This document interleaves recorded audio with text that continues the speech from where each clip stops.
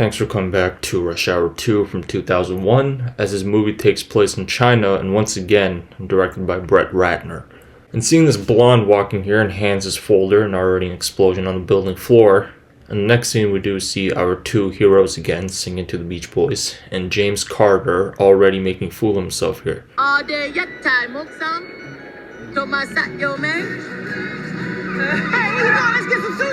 Already making a fool of himself here. Carter just wants a mushu, meaning he only came here for women. And Lee getting a call that the US Embassy was blown up and 2 American translators were killed. And the commissioner here also tells Lee that a Ricky Tan must have caused all this, as Carter reads his Chinese translation book that another case is given. And Lee tells Carter no case, more party, and takes Carter to this club, and Lee goes to the back. As Carter hates karaoke in this club singing the Michael Jackson song, Lee checked the back on purpose here, since that may be where the villain of this movie is, Ricky Tan. Meanwhile, don't stop till you got enough. Keep on till the fight doesn't stop. Don't stop till don't know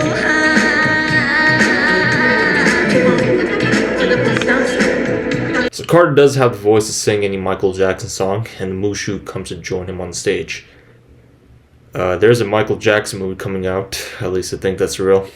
Lee sees all this to tell Carter to come down and admits they're undercover, and grabs Lee's badge. And Lee sees a girl and a bunch of dudes and runs after them, while with Carter also following Lee. And the girl and the guys are climbing up this building, and Lee also climbs up. And Carter wants to join in on the fun, and Lee is already having fun. And Carter bumping into this old lady calling him Kobe Bryant. And it's the girl, and pushes Lee as he now is hanging from a bamboo stick, and Carter has made it up from the stairs. And the girl also pushes Carter with Lee, and the bamboo stick may be strong, but it's very bendy. You should be. I'm very bendy.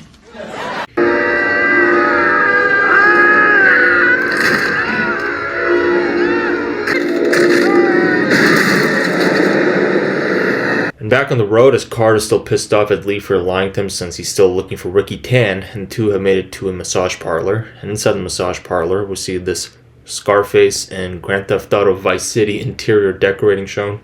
And Carter has made it inside and wants to pay for it, and he's so excited. Oh my goodness. This place is off the hook. I love Hong Kong. And the two are getting the massages. Carter's getting overly massaged. And Lee's spotting someone walking in, and it's Ricky Tan. And Carter gets up and goes to talk to Ricky Tan, played by John Lone. Surprisingly, Ricky Tan already knows that Carter is with Lee, and even takes off his robe. Tell Ricky he's serious. And Carter takes it too seriously and even breaks Ricky's laptop, and all of his men rise up. But after meeting Lee again, Ricky steps out since his men will take care of Lee and Carter. Little Ricky, get your little punk ass up out of that chair. You better get the hell out of here. And they thought they were done since Lee and Carter have been dropped off forcefully on a highway with no clothes on, so naked. Hilarious. Next scene at the Yau Ma Tei police station, we see Agent Sterling, played by Harris Yulin, speaking to Captain Chin, played by Kenneth Tsang, talking about Lee and that he will report to Sterling here. Great, another FBI guy in the way, just like the first two in the first movie. What the hell is that? That is, Here comes the two walking in getting some clothes, with Carter still mad at Lee for not taking any time off, and Lee replies that Carter will never understand. And Lee steps out of his office and is now introduced to Special Agent Sterling, the US Secret Service. So my mistake, he's not FBI, he's US Secret Service. And Sterling explains to Lee that the two so-called translators were also Secret Service agents who were undercover after a triad group at the embassy building. And Lee wanted to help, but Sterling says no and to stay away because the previous scene of Ricky Tan from like a long time ago. And Carter walking out seeing this girl who looks just like the girl with the blonde hair at the US Embassy office explosion.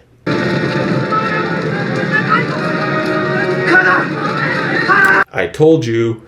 And Lee, thinking Carter was still in there, runs to the office. And Carter is outside walking, looking for a massage parlor, and is directed here. And buys his Oriental shirt, exact same shirt you would see Steven Seagal wear in The Glimmerman. And I've even seen Lionel Messi, the soccer player, wear it too in the 2000s. And Carter back on the road still looking for a massage parlor. I don't like my chickens live, okay? I like them dead and deep fried. You ever heard of Popeyes? Okay, so Carter's got the chicken in the cage and spots Ricky Tan, and now gets into the taxi and the driver plays along just like Lee did to Carter in the first movie, getting what he needs, which is money, and then starts speaking English when Carter shows the taxi driver the money. And Lee is back in his car listening to Diddy, Sean Diddy Combs. I'll be missing you, in the song from the 90s. And Lee getting interrupted by a call from Captain Chin telling him Ricky Tan has a party tonight, and Agent Sterling doesn't know about it. So now at the party location, somehow Carter has made it here too and tells the taxi driver to stay here, but speeds away. He probably works for Ricky Tan, he's faking being a taxi driver, and walks into the yacht and sees the same girl that him and Lee were chasing earlier, and someone that catches his eye. And her name is Isabella Molina, played by Rosalind Sanchez. And Carter, making up the yacht that they're on, belongs to him, calling it the SS Johnson. And Isabella knows it's called the Red Dragon Yacht and belongs to her friend. And here comes her friend right now, Stephen Rain, played by Alan King, who owns half of Los Angeles. And the two leave and something else now catches Carter's eye. Carter! Who died, Lee? You! Detective, you? Not you! You! Who? You! Lee is excited to see Carter isn't dead. And here comes more Ricky Tan's guys wanting to see Lee. And Ricky Tan used to be Lee's father's police partner.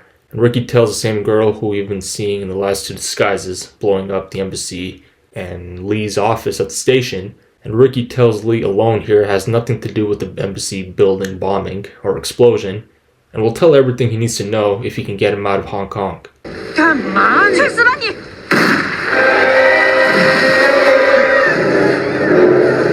And the girl kills Ricky Tan, and still we don't know her name. I honestly don't know her name. It's like I think her name's Hu Lee or something. And Lee working his magic on her guys, and the girl kicking Carter in the face as she tries to escape using the speedboat. And she rides away with Stephen Rain watching her ride away, with Carter watching him. And Agent Sterling's back to tell Lee he screwed up again with Ricky Tan dead, and wanting James Carter to head back to LA, and Lee will offer to take him back to the airport. And before Carter goes back, Lee tells him this is all about his dad, that he couldn't prove Ricky Tan was part of a previous case leading to all this. And Carter wants Lee to come along with him back to LA. Why LA? So now on the plane, Carter telling Lee that a rich white guy is always behind big cases like this. And that guy is Stephen Rain, and Lee doesn't know who that is. And Stephen Rain looks like he's behind this scheme so far. And here comes Carter's kosher meal. Well, I've seen Chinamen. Mr. Carter? Excuse me? Oh, thank you so much. It's the kosher meal. Yes, sir, that is our kosher meal. Shalom. So next scene at the Rain Hotel in LA is Carter spying at the hotel across the street and sees Stephen Rain is there with Isabella Molina, and he leaves right away as Carter hands Lee the spying device here. And starts undressing herself, and Lee faking the card that she's doing boring things. Hey, what's going on, man? What are you talking about? She's getting undressed. What?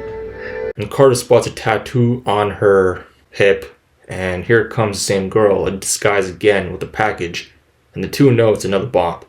And they run across the street to the other side of the hotel and break into Isabella's door with the bomb and make it to the top of the roof of the hotel. And here comes Isabella Molina, and she opens a package and it's money, and now reveals to the two she's undercover for the Secret Service after showing off her badge. And the two make it back with her to her room and tells her Rain and the Triads think she's a crooked customs agent, and the package delivered to her is all fake money, or counterfeit cash, as she shows it too. And she welcomes the two for the job after showing herself to them, and they walk out as Carter being excited in some more gold lines which I can't show since copyrights, and she fooled them both after possibly calling up Agent Sterling. And the two have made it to this Chinese soul food restaurant to meet up with Carter's colleague. I don't know his name, but he's played by Don Cheadle, and he's not credited anywhere for his appearance in the movie. But Don Cheadle is the owner of this restaurant. Well, why do you think the restaurant is called Chinese Soul Food? And is ready to whoop Carter's ass. And grabs Lee and tells him he learns the moves from the fake Master Ching and Lee's from the real Master Ching. I think both Chings were, they're brothers. And Don Cheadle reveals a guy came here with cash earlier and has it stored in his safe here.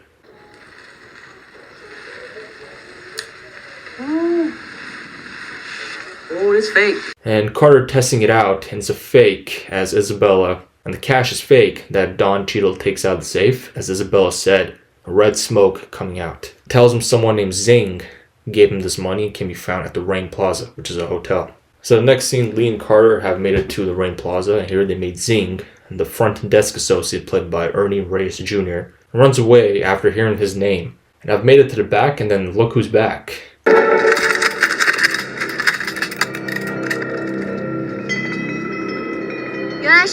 The same female assassin. She's now the Asian Trinity from the Matrix here.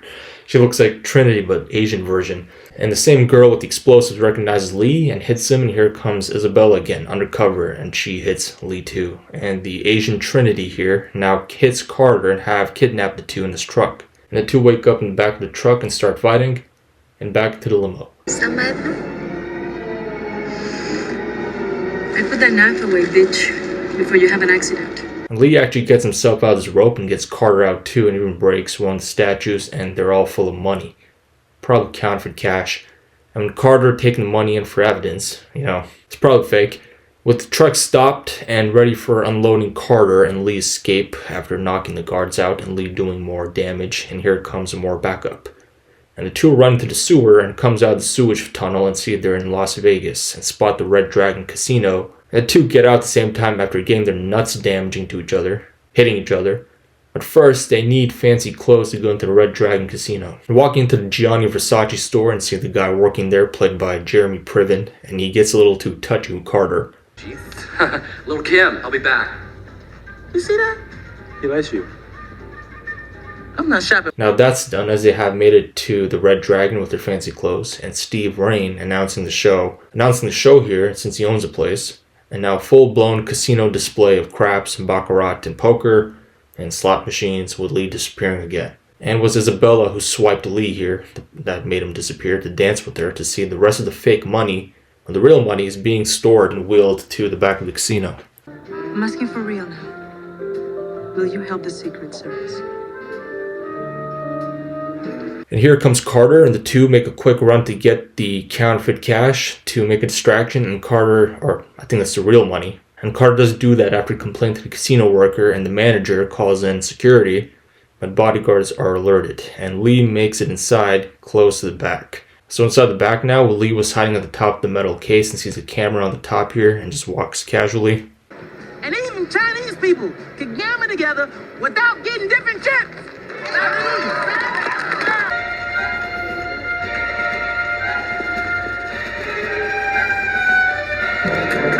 And goes inside the counting room and sees the camera monitors are all facing Lee now since security's alerted. And Lee fighting off the security guards and makes his escape here, and it's a girl again. Same assassin. And she puts a mini bomb in Lee's mouth and tapes it shut. And Carter's winning so far and has won $200,000. So with Lee being taken to Stephen Rain's office, and we see something super shocking. Now that's a real American dream.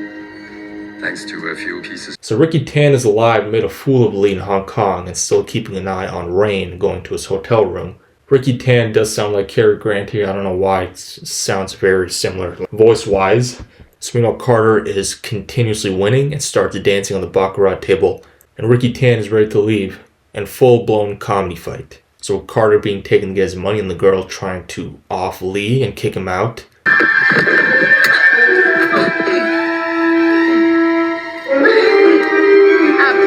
And kick him out of the glass, and the remote being misplaced everywhere. Looks like the one from the first movie Jin Tao had, the remote for the bomb. And with Isabella and the explosives girl fighting over the gun, and with Isabella and the assassin girl fighting over the gun. And the customer's running out, and the bomb has been taken out of Lee's mouth.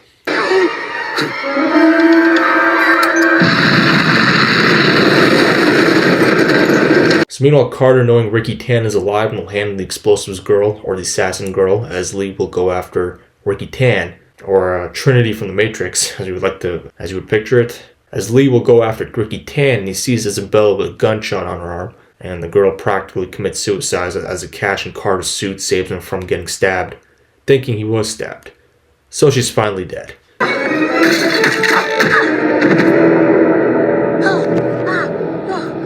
And Stephen Rain is ready to leave with the plates he used to print all that counterfeit cash we've been seeing this whole time, and Ricky Tan is here too. And stabs Stephen Rain and takes plates, and here comes Lee barging in. And Ricky Tan starts talking bad about Lee's dad, and also comes in Carter. And a whole sequence of Ricky continuing to trigger Lee, and the two fight off Ricky Tan. And he's dead.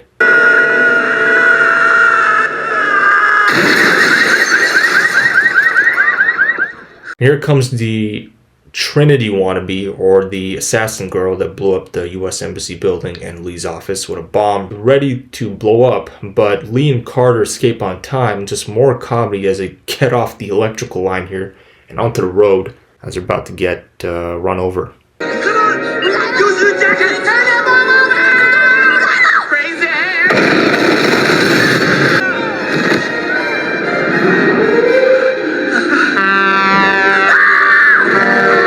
Now at the Las Vegas airport with Sterling thanking Lee for his mission and Isabella saying goodbye to Lee as he walks to Carter after kissing him. And obviously going back to where they live, but Lee gives Carter his dad's badge in exchange. But in exchange, Carter giving Lee $10,000 he won at the casino. And the $10,000 giving Lee an idea to go to New York to watch the Knicks play in Madison Square Garden. And Carter will be joining him on that trip.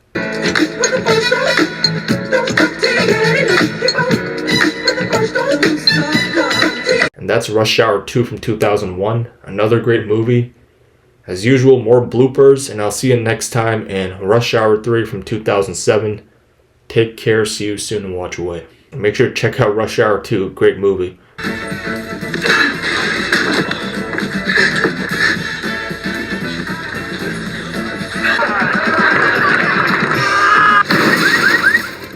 Damn! He ain't gonna be in Rush Hour 3.